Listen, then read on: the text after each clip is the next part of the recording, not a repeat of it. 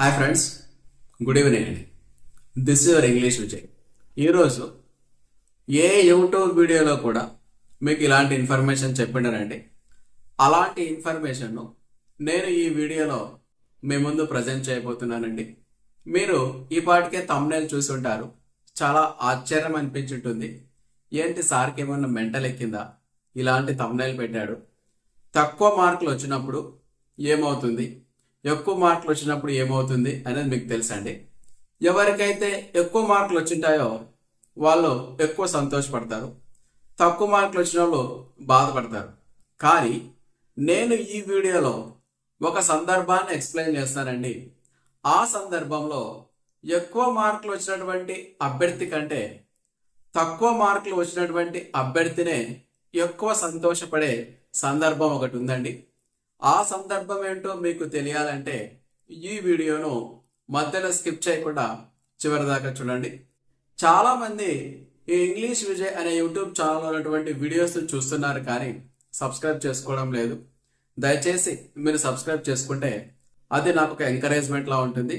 ఖచ్చితంగా సబ్స్క్రైబ్ చేసుకోండి. అదేవిధంగా ఈ వీడియోలో ఉన్నటువంటి కంటెంట్ నచ్చినట్టయితే ఒక లైక్ వేసుకోండి. ఇప్పుడు మనము మెయిన్ టాపిక్లోకి వెళ్ళిపోదాం.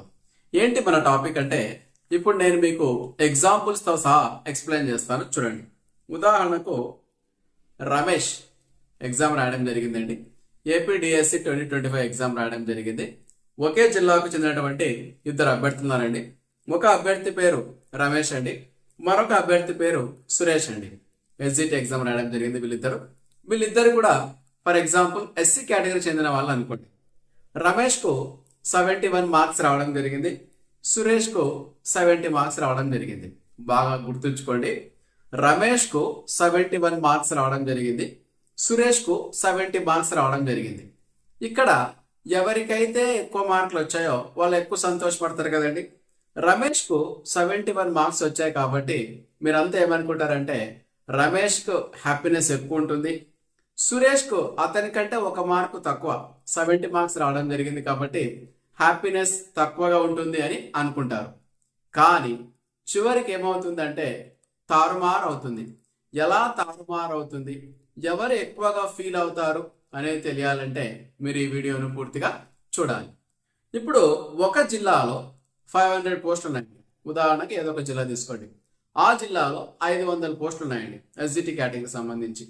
అందులో ఓసీ వాళ్లకు 250 పోస్టులు ఉన్నాయనుకోండి. జిల్లాలోని మొత్తం పోస్టుల సంఖ్య 500, ఓసీ కోసం ఉన్నటువంటి పోస్టుల సంఖ్య 250 అనుకోండి. అదే ఎస్సీ కేటగిరీ వాళ్ళ కోసం ఉన్నటువంటి పోస్టులు 50 ఉన్నాయనుకోండి. జిల్లా పోస్టులు 500, ఓసీ వాళ్లకు 250, ఎస్సీ వాళ్లకు 50 పోస్టులు ఉన్నాయనుకోండి. ఓసీలో 250 పోస్టులు ఉన్నాయి కదండి. ఇప్పుడు మీరు ఓసీ యొక్క కట్ ఆఫ్, ఒకవేళ సెలక్షన్ లిస్ట్ వచ్చిన తర్వాత ఓసీ యొక్క కట్ ఆఫ్ 71 అనుకోండి. ఓకేనా? ఓసీ యొక్క కట్ ఆఫ్ ఎంత అండి? 71. మనం ఇంతకు ముందే రెండు పేర్లు తీసుకున్నాం కదండి. రమేష్కు 71 మార్క్స్ రావడం జరుగుతుంది, సురేష్కు 70 మార్క్స్ రావడము జరిగింది. రమేష్కు 71, సురేష్కు 70. ఇక్కడ ఓసీ కట్ ఆఫ్ 71 కాబట్టి ఈ రమేష్ అనే వ్యక్తి ఎస్సీ కేటగిరీకి చెందినప్పటికీ ఇతడు ఓసీలో సెలెక్ట్ కావడం జరుగుతుంది. ఆ తర్వాత సురేష్కు 70 మార్క్స్ రావడం జరిగింది. ఓసీ కట్ ఆఫ్ 71, సురేష్కి ఏమో 70 వచ్చాయి. ఈ ఓసీ కేటగిరీలో సురేష్కు జాబ్ రాదండి, ఎందుకంటే అక్కడికే 250 పోస్టులు ఫిల్ చేయడము జరిగింది. అప్పుడు ఏమవుతుంది, సురేష్కు ఎస్సీ కేటగిరీలో జాబ్ రావడం జరుగుతుంది. ఎస్సీ కేటగిరీలో 50 పోస్టులు ఉన్నాయి, ఇతనికి 70 మార్కులు కాబట్టి ఎస్సీ కేటగిరీలో 50 పోస్టుల్లో మొట్టమొదటి పోస్ట్ ఇతనికే వస్తుంది. మనం ఇంతకుముందు ఏం చెప్పుకున్నాము, రమేష్కు ఓసీ కేటగిరీలో చివరి పోస్టు 250 పోస్ట్ రావడం జరిగింది. ఈ సురేష్ కు ఎస్సీ కేటగిరీలో ఫస్ట్ పోస్ట్, అంటే ఈ 50 పోస్టులో మొదటి పోస్ట్ వచ్చింది. ఎక్కువ మార్కులు వచ్చినటువంటి రమేష్ ఎస్సీ కేటగిరీ చెందినప్పటికీ ఓసీలో సెలెక్ట్ కావడం జరిగింది. కాస్త తక్కువ మార్కులు వచ్చినటువంటి సురేష్ ఓసీ కేటగిరీ జస్ట్ తుట్టిలో తప్పించుకున్నాడండి. అప్పుడు అతను ఏమయ్యాడు, ఎస్సీ కేటగిరీలో సెలెక్ట్ కావడం జరిగింది. ఇద్దరికి ఉద్యోగం వచ్చింది. కాకపోతే ఇక్కడ ఏమవుతుందంటే రమేష్ అనే వ్యక్తికి అత్యధిక నష్టం జరుగుతుంది.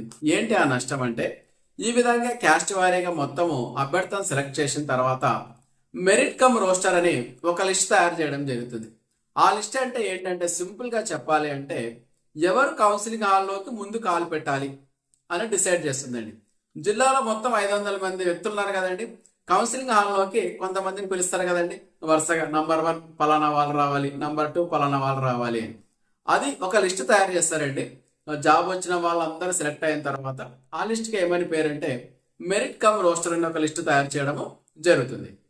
ఆ లిస్ట్లో ఎవరి పేరైతే ముందుంటుందో వాళ్ళు చాలా అదృష్టవంతులండి. ఎవరి పేరైతే చివర ఉంటుందో వాళ్ళు చాలా దురదృష్టవంతులండి. ఇప్పుడు నేను చెప్పుకున్నటువంటి ఎగ్జాంపుల్ చూసుకుంటే ఓసీ కేటగిరీలో చివరి పోస్టు సాధించాడు ఎవరు? రమేష్. కాబట్టి జిల్లాలో మొత్తం 500 పోస్టులు ఉంటే రమేష్ యొక్క నంబర్ కౌన్సిలింగ్ హాల్లోకి అతను అడుగు పెట్టే ఎన్నో వ్యక్తి అవుతాడంటే దాదాపు 450-500 మధ్యలో ఉంటుందండి అతని నంబర్. చూడండి, అతడు ఓసీ కేటగిరీలో చివరికి సెలెక్ట్ కావడం అనేది దురదృష్టం. ఓసీ కేటగిరీలో చివరికి సెలెక్ట్ అయ్యాడు కాబట్టి అతన్ని కౌన్సిలింగ్ హాల్లోకి చివరిగా పిలవడం జరుగుతుంది. మెరిట్ కమ్ రోస్టర్ లిస్ట్ లో అతని పేరు చివరిలో ఉంటుంది. ఇక్కడ అత్యంత అదృష్టవంతుడు ఎవరంటే రమేష్ కన్నా 1 మార్కు తక్కువగా తెచ్చుకున్నటువంటి సురేష్ కౌన్సిలింగ్ హాల్లోకి అడుగు పెడతాడు ముందుగా. అతని యొక్క నంబరు దాదాపు 10వ వ్యక్తి 20వ వ్యక్తి ఉంటాడండి. చూడండి, సురేష్ ఏమో 71 మార్కులు తెచ్చుకొని ఓసీలో చివరి సెలెక్ట్ కావడం జరిగింది. రమేష్ 71 మార్కులు తెచ్చుకొని రమేష్ 71 మార్కులు తెచ్చుకొని ఓసీలో చివరిగా సెలెక్ట్ కావడం జరిగింది. సురేష్ అతని కంటే 1 మార్కు తక్కువగా తెచ్చుకొని ఎస్సీ కేటగిరీలో నంబర్ 1 పర్సన్ ఇతనే కాబట్టి ఇతనే చాలా అదృష్టవంతుడు. అర్థమైందండి.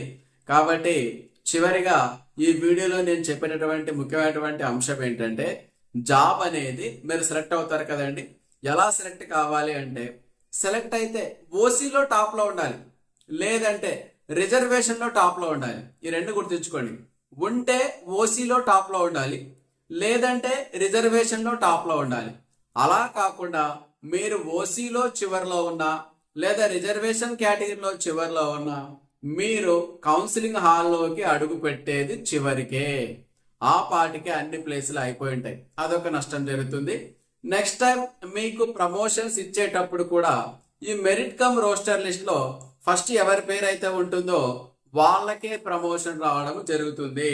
ఇప్పుడు చూడండి, ఈ మెరిట్ కమ్ రోస్టర్ లిస్ట్ లో ఎక్కువ మార్కులు వచ్చినటువంటి రమేష్ కంటే కూడా తక్కువ మార్కులు వచ్చినటువంటి సురేష్ కే ముందు ప్రమోషన్ రావడము జరుగుతుంది. ఎందుకంటే మెరిట్ కమ్ రోస్టర్ లిస్ట్ లో రమేష్ చివర్లో ఉన్నాడు, సురేష్ చాలా ముందుగా ఉన్నాడు. అర్థమైంది అనుకుంటా ఫ్రెండ్స్. మళ్ళీ ఒకసారి అర్థం కాకపోతే వీడియోను పాస్ చేస్తూ జాగ్రత్తగా గమనించండి. ఓకేనా ఫ్రెండ్స్? ఈ వీడియో యొక్క సారాంశం ఏంటంటే మీరు ఒకవేళ జాబ్ తెచ్చుకుంటే ఓసీలో టాప్ లో ఉండాలి, లేదా రిజర్వేషన్ టాప్ లో ఉండాలి. అలా కాకుండా ఓసీలో మీకు చివర ఉద్యోగం వస్తే మీరు దురదృష్టవంతులే. ఒకవేళ BC reservation, SC reservation, ST reservation లో మీకు చివరిలో ఉద్యోగం వచ్చిన దురదృష్టవంతులే. అంటే అఫ్ కోర్స్ కొంత అదృష్టం ఉంటుంది, ఎందుకంటే మీకు ఉద్యోగం వచ్చింది కాబట్టి చాలా హ్యాపీగా ఉంటారు. కాకపోతే మెరిట్ కమ్ రోస్టర్ లిస్ట్ లో మీ పేరు చివరన ఉంటుంది. ఓకేనా ఫ్రెండ్స్? ఈ వీడియో నచ్చినట్టయితే మా ఛానల్ సబ్స్క్రైబ్ చేసుకోండి. అదేవిధంగా కంటెంట్ నచ్చినట్టయితే వీడియోను లైక్ చేయండి.